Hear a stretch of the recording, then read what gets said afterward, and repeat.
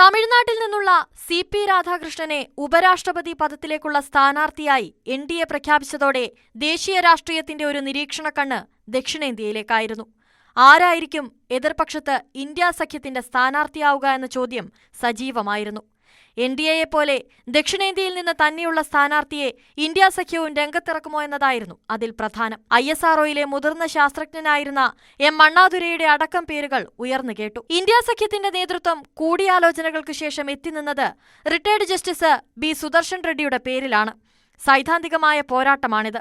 എല്ലാ പ്രതിപക്ഷ കക്ഷികളും ഒരേ സ്വരത്തിലാണ് സ്ഥാനാർത്ഥിയെ തീരുമാനിച്ചത്.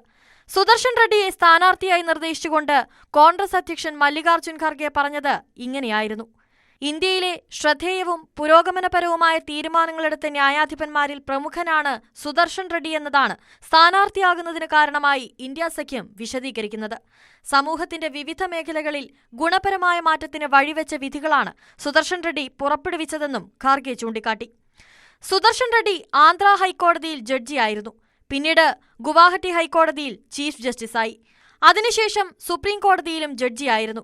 അവിഭക്ത ആന്ധ്രയിലെ ഇന്ന് തെലങ്കാനയുടെ ഭാഗമായ രംഗറെഡ്ഡി ജില്ലയിലെ അകുലമൈലാരം എന്ന സ്ഥലത്താണ് റെഡ്ഡിയുടെ ജനനം. കർഷക കുടുംബത്തിൽ ജനിച്ച അദ്ദേഹം പഠിച്ചു വളർന്നു. ഒസ്മാനിയ സർവകലാശാലയിൽ നിന്ന് ബിരുദം നേടി. അഭിഭാഷകനായി ജീവിതം തുടങ്ങി.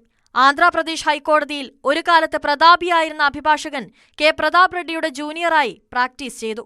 പിന്നീട് സീനിയർ അഡ്വക്കേറ്റായും ഗവൺമെന്റ് പ്ലീഡറായും കേന്ദ്ര സർക്കാരിന്റെ അഡീഷണൽ സ്റ്റാൻഡിംഗ് കൗൺസിലറായും പ്രവർത്തിച്ചു. ആന്ധ്രാപ്രദേശ് ഹൈക്കോർട്ട് അഡ്വക്കേറ്റ്സ് അസോസിയേഷന്റെ പ്രസിഡന്റുമായി.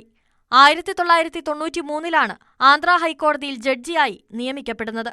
പിന്നാലെ ഗുവാഹട്ടി ഹൈക്കോടതി ചീഫ് ജസ്റ്റിസായി. 2007 സുപ്രീം കോടതി ജഡ്ജിയാകുന്നത്. പിന്നീട് ഗോവയുടെ ആദ്യ ലോകായുക്തയായി.